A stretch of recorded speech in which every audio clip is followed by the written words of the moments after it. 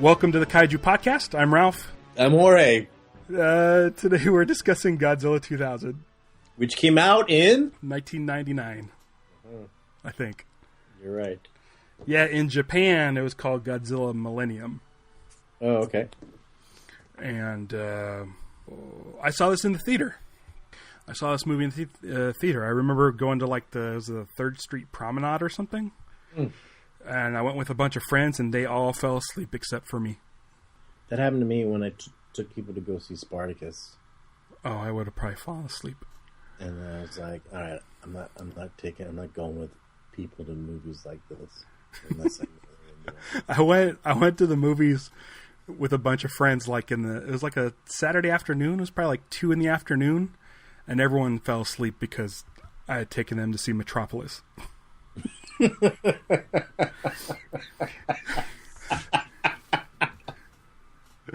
Like literally every last person was asleep except me. That's funny. Are you like the leader of these people? No, this is the only time you come up with. Mm-hmm. What? I only took them to like 2 movies. Oh. They all fell asleep. There was a period of time when I was in like around college or just out of college, where like they'd have these these movie events at different places, and I'd be like, I'm gonna go see like, I don't know, all these movies, which will be like some kind of like, this is like a William Castle night, and there'll be like 3 movies that they're gonna play, and I was like, I'm gonna do this, and if people like showed interest, I'm like, okay, but I'm staying for all 3 movies, or 2 movies, however many it is. So it's like it's going to be a while, and so if you think you're going to get bored or want to leave, you need to take your own car, because I'm staying. Yeah. So, anyways, people don't like him like we do. I think William Castle is a little bit different than Godzilla 2000 in Metropolis. Yeah, I don't know how Godzilla 2000 people fall asleep at. Yeah. It might have been late. This was the just overall impressions. It was a mix of some of the best stuff, and then some of the worst stuff. Specifically, the dialogue I had a lot of problems with, but the Godzilla stuff was pretty great and pretty fun. Mm-hmm. You had told me that you were on the fence, or there's certain moments, and I was watching it, and I was like, I know one part that Jorge absolutely hated. Because there's a part where the UFO flies around like Megaguirus did that one time, where it's just like a image superimposed, and it's just kind of sliding aroring. Yeah. There's a few things where like they try to do tricks that I was like, I see with it. I can see the hand of the puppet, not literally, but it's that kind of like, I can see the flash. Yeah. But yeah. Okay, so we open on the Godzilla Prediction Network. Yeah, they're like mobile unit. Yeah, they're like storm chasers. Yeah, but for Godzilla, which I like a lot. I had this thing like, I like when they'll do like this thing where like the main guy will have like this nerdy girl sidekick daughter. Mm-hmm. I like that, but she got annoying super fast. Yeah. There could be a drinking game for this movie for the number of times they use the word imbecile. Yes. That's my first note. She says, "You're an imbecile." Later, there's like when like she's got to cover expenses. Oh, when she's gonna join the group, the lady's like, "What is that? The imbecile rate?" Yeah. Although I do like that the girl runs the business side of the enterprise. Mm-hmm. Would you be in this group? Like, would you be a Godzilla chaser? If the problem is, I don't have. I haven't really tried to come up with the idea of like if Godzilla was a real issue you had in the world. how scary that would be. Uh-huh. Or if it's like, damn, we got to move again because he broke our building. Yeah. I don't chase storms, and I have no desire to, so I probably not. Yeah, but how many storms do you have on your shelves? Yeah, but yeah, exactly. But I don't know. The thing is, there is a very weird thing where it's like there's certain parts where you go like, would you really do that? Like, there's some movie.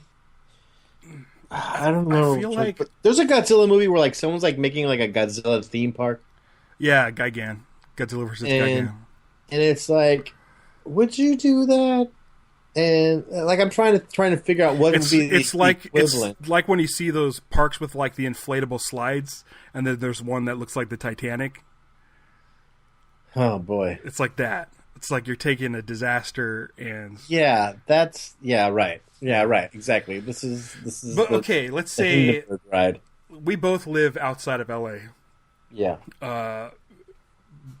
But if we, drive a couple minutes and we can actually see the city, if we found out that Godzilla was in Los Angeles, I feel like personally I would drive at least close enough to where I could see it from afar. Yeah, because you could. Yeah, sure.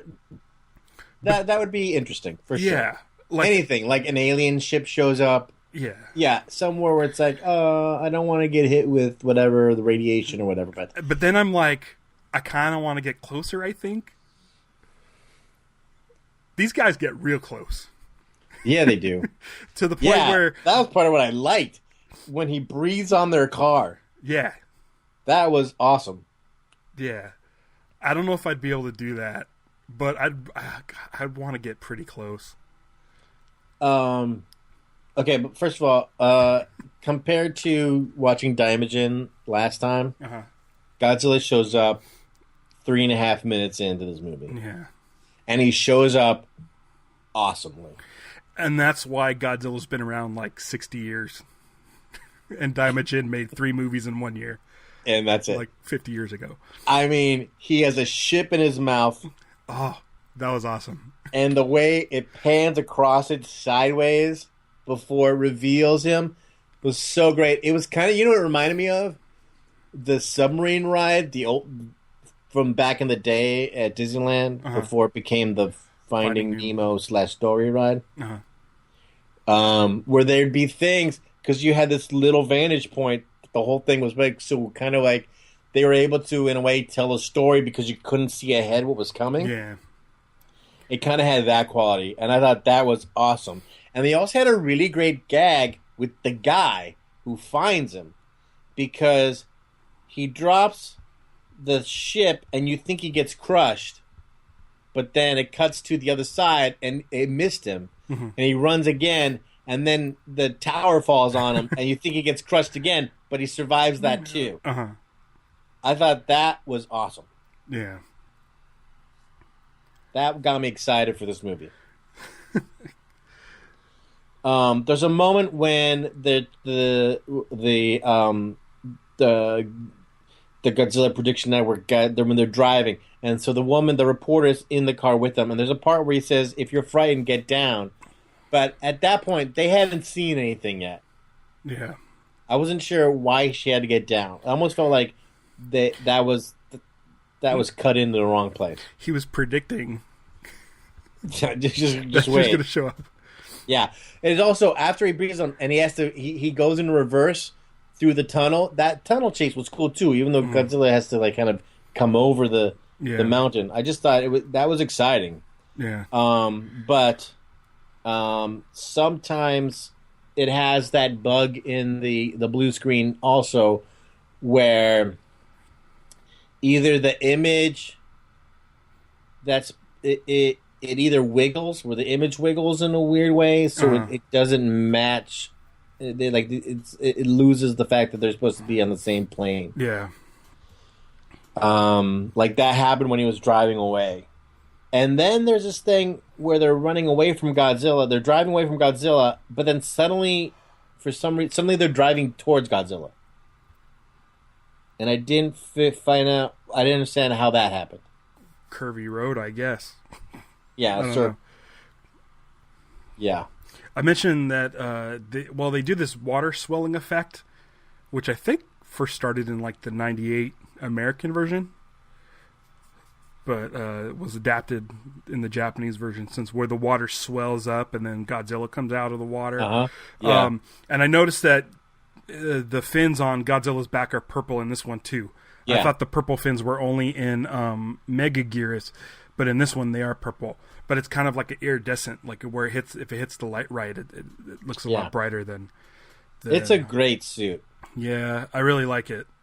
I like this version of Godzilla. It looks different, but there's something kind of cool and sleek about it. There's certain things where it's like where people know too much in this movie, and it kind of things get explained away too easily. Like the fact that it's like he's trying to destroy our energy sources. I felt like they came to that conclusion a little quick. Was it after the first thing he was taken out? Yeah, I think it's still pretty early. This is when when the lady is still with them. Yeah. One of the issues with these modern era Godzilla movies is they do a lot of potty language. Yeah. The the woman's editor at the newspaper tells her to quit her bitching, and she says they're a pain in the ass. Like they're trying to be edgy. Yeah. And then later she's like, sharing expenses my ass. So the missile's gonna go through Godzilla like crap through a goose. Oh yeah, I guarantee it will go through Godzilla like crap through a goose. But those missiles ripping chunks out of its flesh, that was pretty amazing. Yeah. A lot of stuff. When I was watching the main character, I'm bad with the names. The main dude, part of the Godzilla Prediction Network. He's been in a couple. Yeah, he's been in a couple of Godzilla movies. Did you recognize the voice? Yeah, that's what I was going to talk about. I was like, I recognize that voice, and I looked it up, and I recognized who it was. Yeah, Francois Chow. Yeah, who you've worked with before. Yeah. Is this the first time you've seen this movie? Yes. Oh, okay. Yeah, I would have remembered. And asked all kinds of questions. The flying rock. I actually texted him when I was like, "Hey, how's it going?" You popped in my head because I'm watching Godzilla 2000, and he texted back, like there's a Godzilla in all of this. God damn it! I seriously, I don't want to get to that yet. No, seriously? Don't. Okay. Yeah. Okay. That's why I was saving the Francois Chow for the end. Oh, okay. But it's okay. Okay, so there's a UFO. What? You said there's a UFO.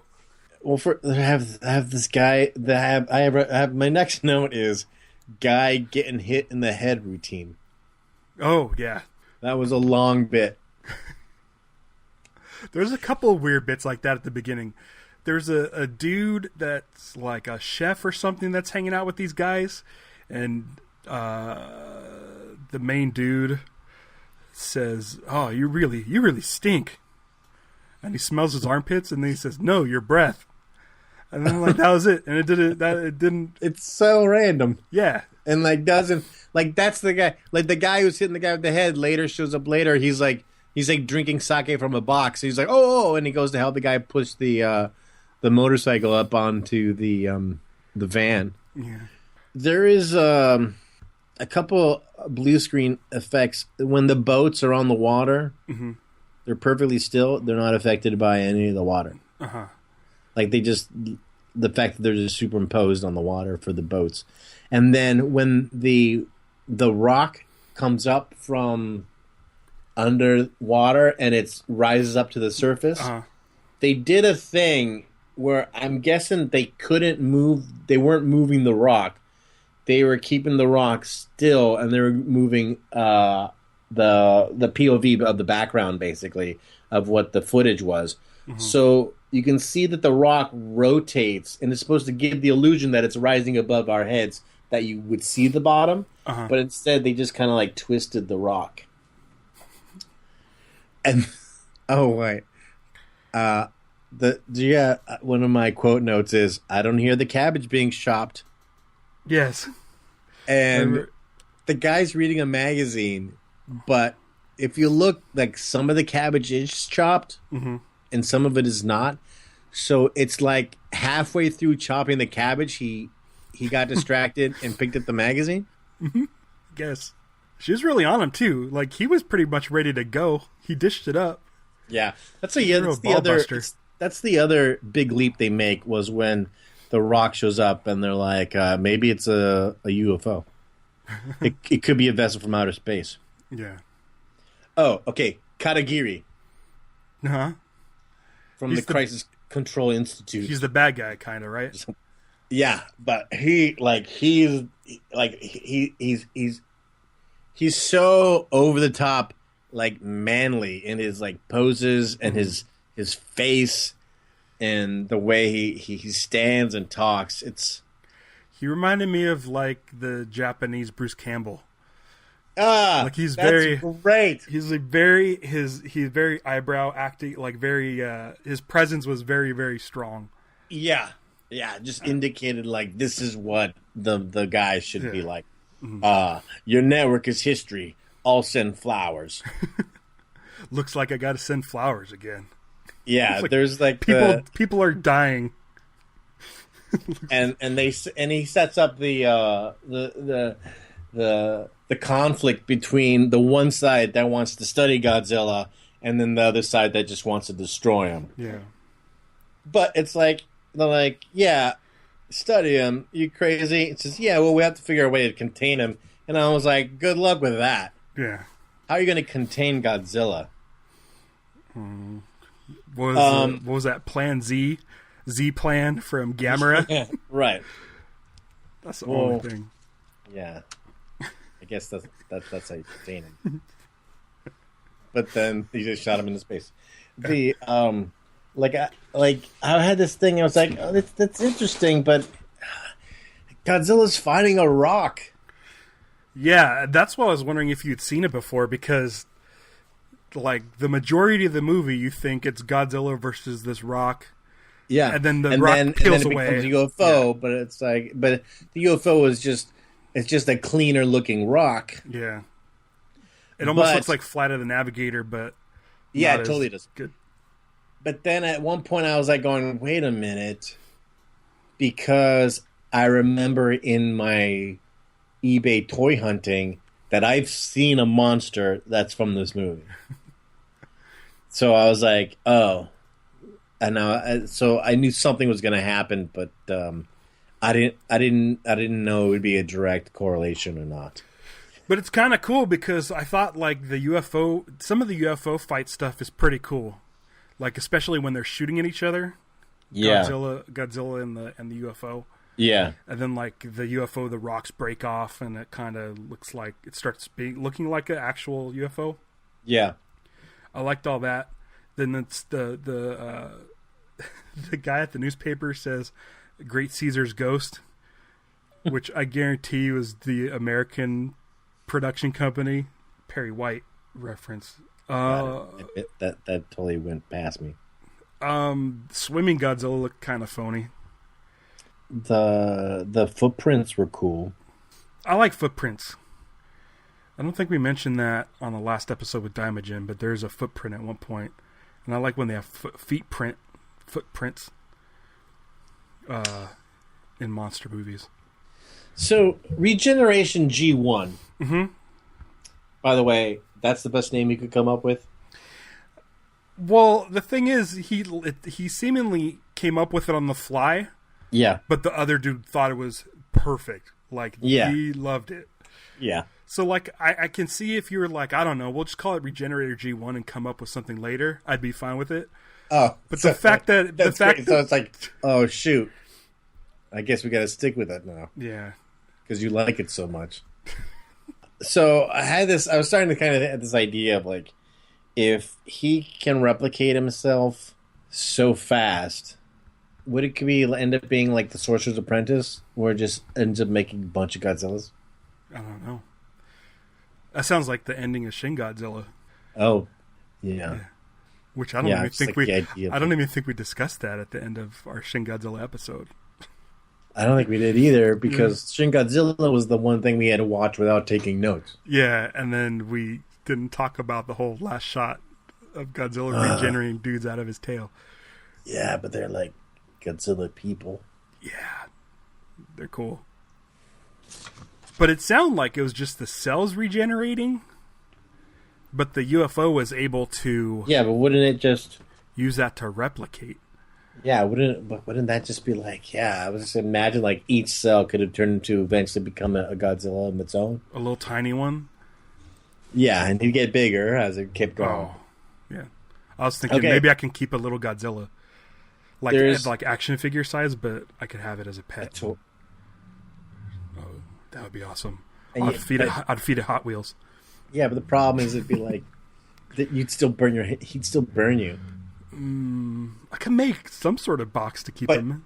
Yeah, but the thing is, you'd at least get a warning. He's like, oh, he's about to shoot fire. Get out of the way. Get out of here. If you had a little tiny Godzilla as a pet,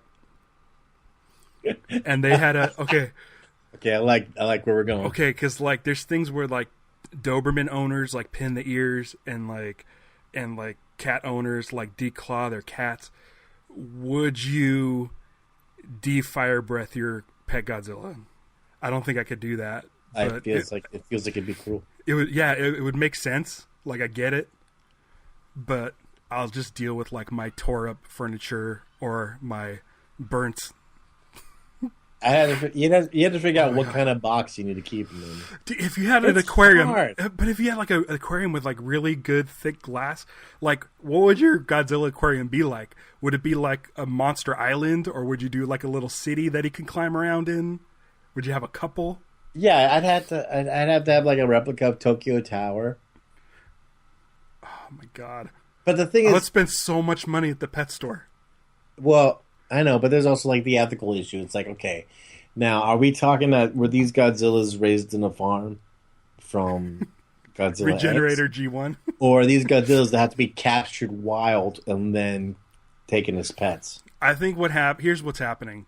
The military shoots a Godzilla, a chunk of his arm comes off, and now the regenerated G1 has made tiny Godzillas. And the military is using this as a way to finance themselves? They're rescues. Well, they're rescues. Then fine. I want one real bad now. Because then that's like Godzilla becomes like like the way pit bulls are like misunderstood dogs. Yeah. Where it's like it's not his nature. It's he only shoots atomic breath to protect himself from other monsters. Yeah. And because he's mad at any monster he sees. There's a guy trimming his nose hairs in this movie. I didn't even notice that. You did it? It was like a shot of a guy trimming his nose hairs. This is like right before they have to evacuate the office where the reporters are. Yeah. And did you notice that one hippie reporter? Yeah, the hippie reporter. He's got the jean vest on and the tie-dye shirt and the headband. Uh-huh. And he has hippie-ish kind of dialogue. Yeah. He says, "No time, sister. Let's get out of here. Come on, baby. Let's go." There was a weird thing I didn't understand when they said, "Thank God it's going to be dark soon. It'll give us a few hours to come up with a plan." Because they realized that the UFO was powered by the sunlight. Oh, because it was when it was down in the ocean, it didn't have any power. But when as soon as it knocked it loose, and as it got closer to the surface, it started powering up, and it was like it was knocking out those balloons that were lifting it to the surface originally. So they instantaneously deduced correctly that it gained its power from the sun. Got it. You know, there's this thing. You remember? There's this Saturday Night Live routine where they'd have these kids putting on a show essentially, and the kids are trying to be edgy and in your face about society, teach you lessons. Yeah, yeah. You know that bit? Mm-hmm. I felt like there's a lot of parts where this movie was trying to do that, kind of heavy-handedly. Mm. Like when the guy says stuff like, "You really call this a civilization? Everything we don't understand, we destroy." I feel like they try to do that in a lot of Godzilla movies, but this one seemed more heavy-handed than normal. Yeah. The infrared tentacles hacking the computer. I thought that looked cool. Yeah. Until they showed it like in real life, and then it was like these hovering like magical sparkles. Mm-hmm. It reminded me kind of Megaguirus when the little dragonflies were sucking the magical energy out of Godzilla and then putting it into the big. But this is that movie came out after this one, and so that's 2 movies in a row where the main villain used Godzilla's cellular energy or whatever to create a giant monster or to duplicate. Yeah. But then, Orga. You want to talk about Orga? Sure. That's the name of this creature, is the Orga. I like that it took Now, they never call him Orga in this movie. No. It's just, except in the closing credits, they'll say, by the way, Orga is copyright of Toho. Yeah. And, okay, so Orga's name comes from Organizer G1. Okay. But the movie, it's Regenerator G1. Oh. So, is there, like, was it originally going to be called something else? Like, I was like, that was kind of curious. Yeah. I like that it was able to shoot from its shoulder. It kind of had the characteristics. That was awesome. The fact that he was basically, like UFO Godzilla hybrid version of that UFO. Now, but hold on.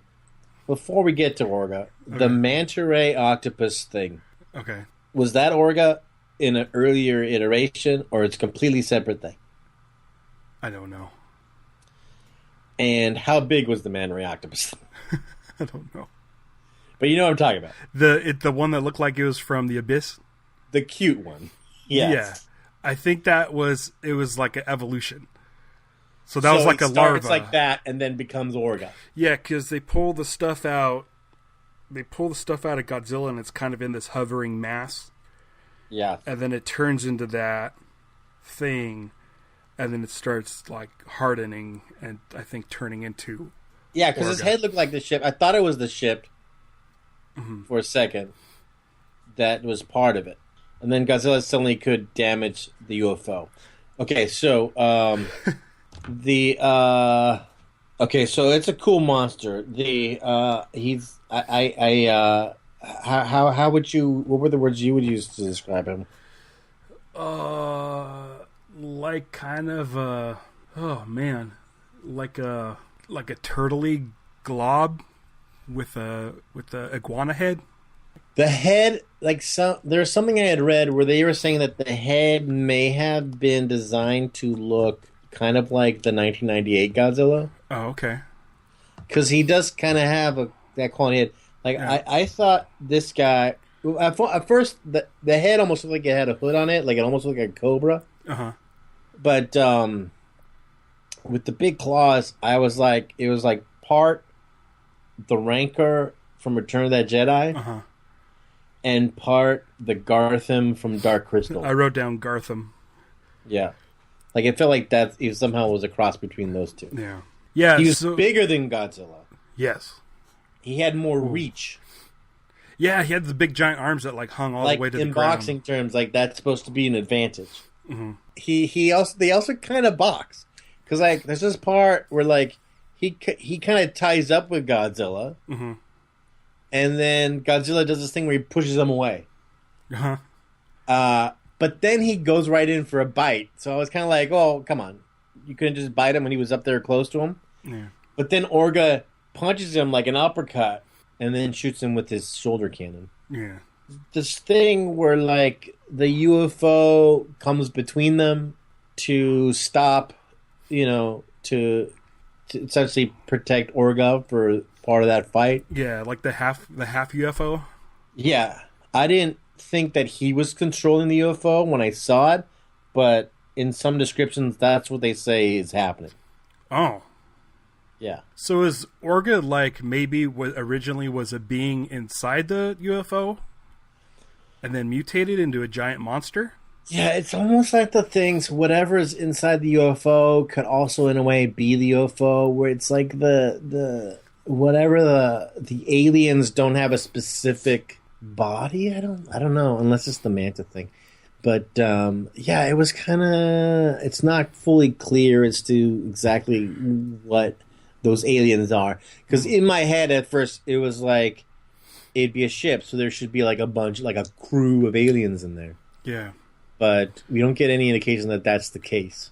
The humans kind of talk as if there is, Yeah. but you never see anything. So I thought it was like kind of almost like a drone or automatic, just like a robotic Yeah. thing. Almost in that type of like almost in like a hive mind kind of concept or something where it was just like it just or like Borg where it's just like it just does its thing and it's like independent of any emotion or whatever. Yeah. There's a part I wrote that I guess what happens is where like Orga distracts Godzilla by jumping away, and then the UFO hits Godzilla from the side, and then Godzilla growls a lot. He's like saying like, "Hey, that was a cheap shot." Yeah, no fair. And then so that's when, and then Godzilla's gonna flame the guy, and that's when the UFO blocks him. So then it's like a team fight between the two of them, and so they're thinking that it's but some gets past the UFO and does damages back, and I thought that was good. But Orga can regenerate. Yeah, fast, and also Organ can like get power from Godzilla. Like he started like turning green, which was kind of weird looking. That was really weird. There's a lot of weird stuff around. That's when he looked even more like a cobra. There's a part where Godzilla runs and trips him with his tail, but then starts slapping him with his tail a couple times on top. They trade arm bites. Again, the whole thing when he bites Godzilla and tries to absorb, like to clone him. That's another one of the things where like people are going, "Oh, he's trying to clone him," based on nothing. Yeah, you could tell just by looking at him. Yeah. I did like it when Godzilla lit him on fire, that there was like bits hanging off of his face. Yeah. It was like a real close-up, like a slow-mo sort of... There's that one like dangly piece of like Jonah Hex or something. Yeah. Like melted face. Yeah, that was pretty gross. Yeah. And then he unhinges his jaw open. And Godzilla pretty much climbs in. Godzilla's like, "Yep, I'm going in there. That's what I should do." Which, it's the weirdest... He's like, "I know how this works." Yeah, it's a really weird shot. It's a really weird idea. Is it Orga just trying to completely consume Godzilla? And Godzilla's I think he's trying to swallow him like a boa constrictor. And then Godzilla's like one of those dragonflies from Rodan. It's like, "Oh, I need to get in that mouth." But it's my duty.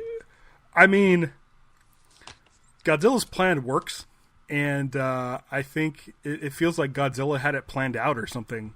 Like he's like, because he definitely walks into it.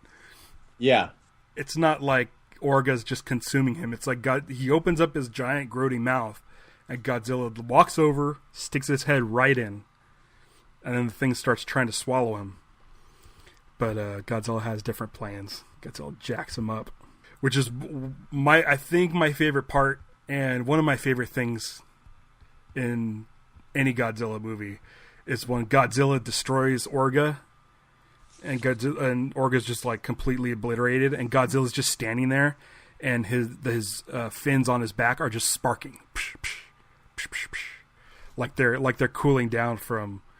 Oh, that's cool. From the fire breath. I like that as like a victory pose.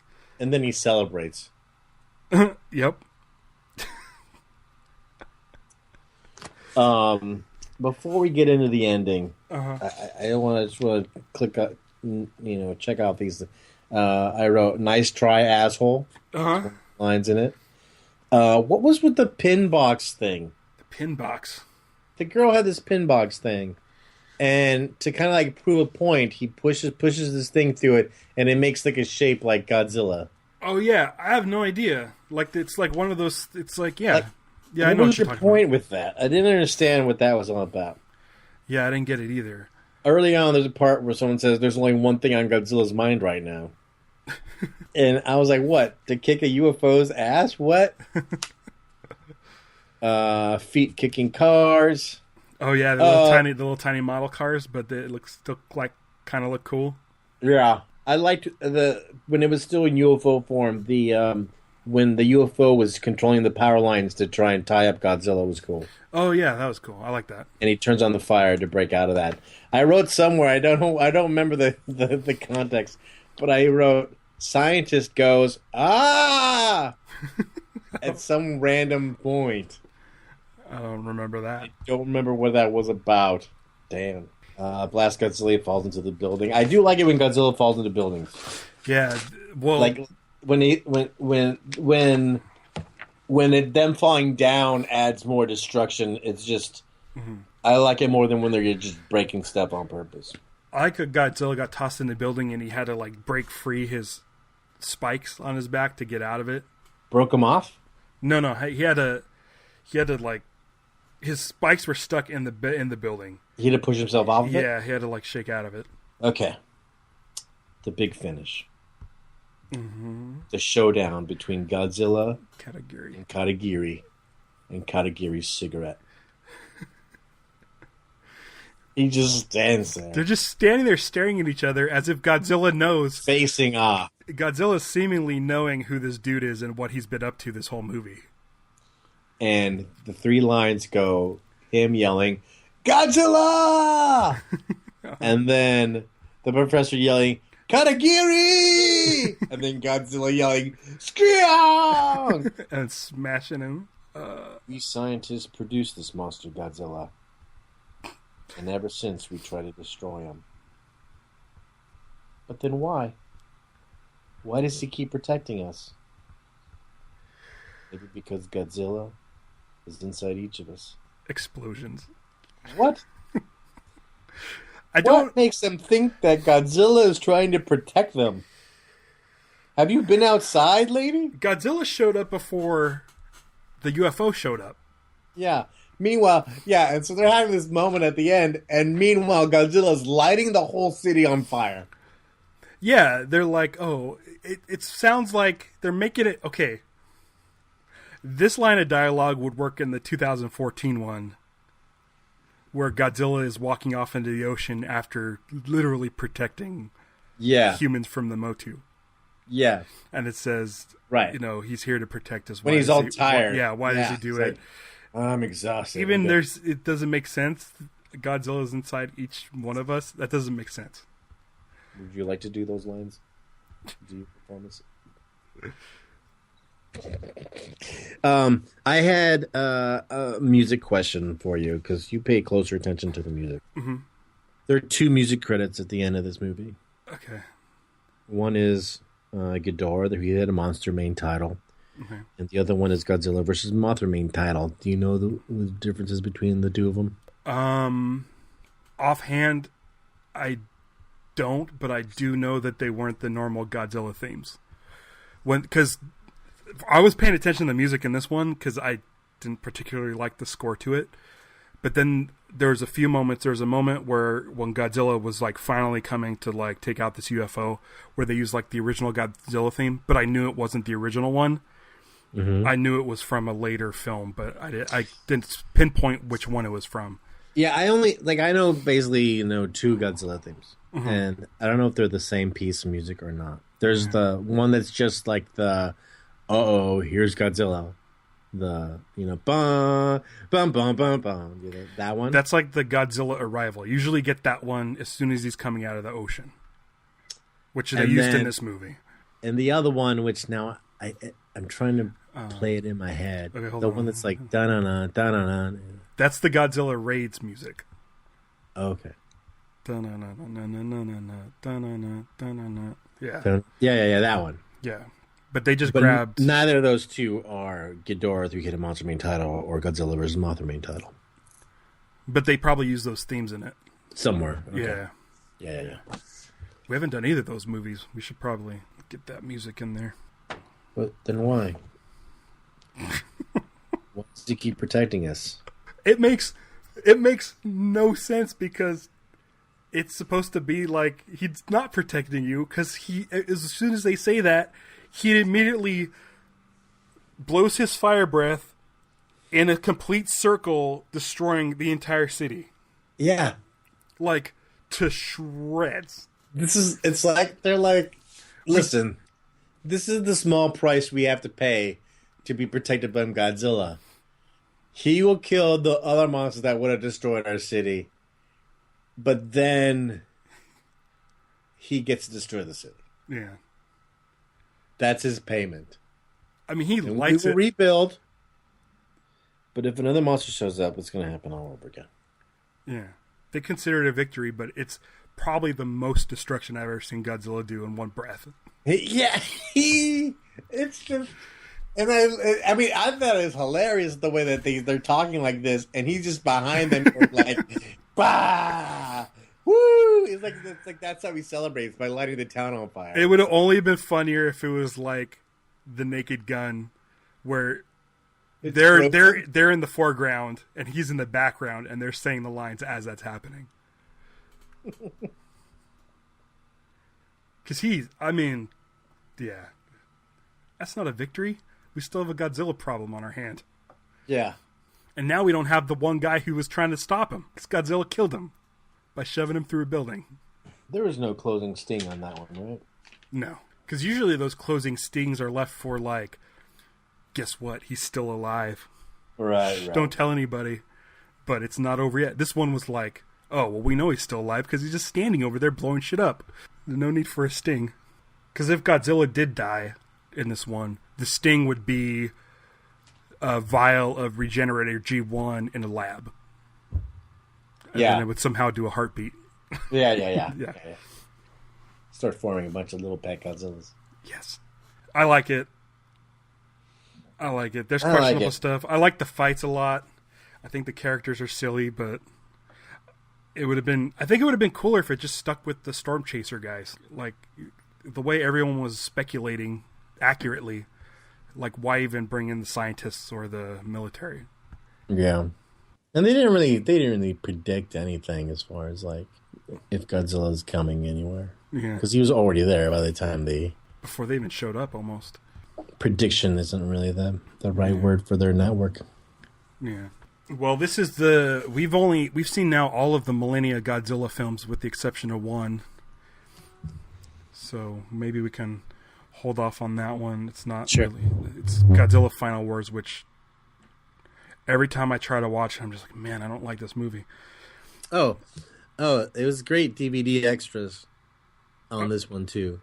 Like, we got to see just some little quick clips. It's that YouTube link I sent you, where it's like, oh, the other thing that was cool was when the UFO is on fire and it's just like a big plume of smoke around it. Mm-hmm.